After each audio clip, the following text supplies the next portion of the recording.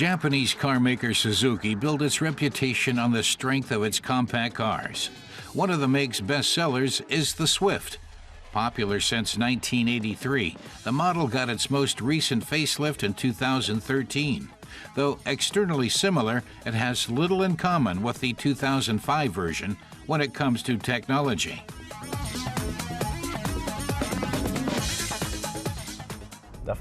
Car tester Andre Zimmerman wants to know whether the Suzuki Swift is a long-term success or, in the face of competition, may be losing some of its steam.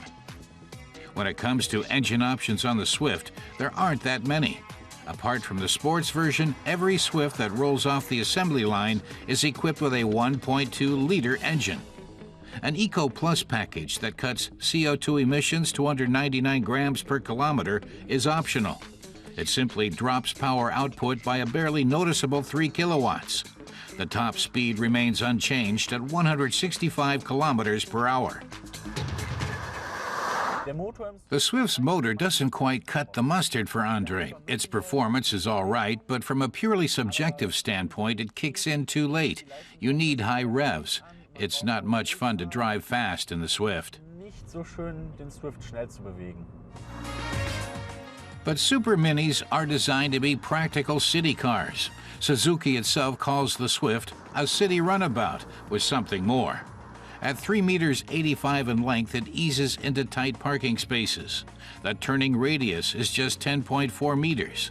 If you opt for a Swift without the Eco Plus package, which lowers clearance by 10 millimeters and cuts the turning radius even further to an impressive 9.6 meters.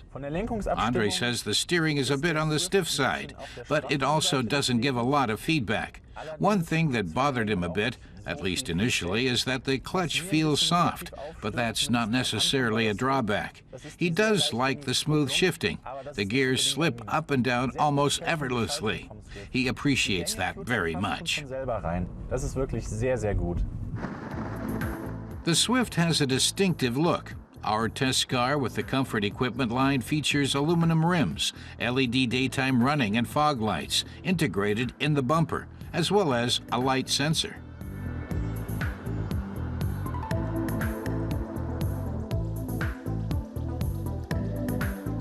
The interior is a bit bland.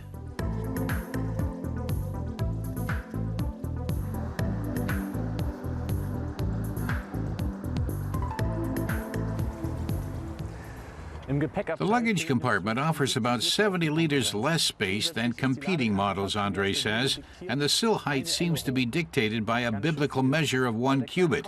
Rather a lot, but surely less means more space for the rear seat. The big door makes it easy to get in, Andre finds. But to be honest, he says, he expected more from the rear seat, given that the trunk is so small. It's okay for short hops because your knees push against the seat here, but you wouldn't want to sit here long, and the headroom is surprisingly low.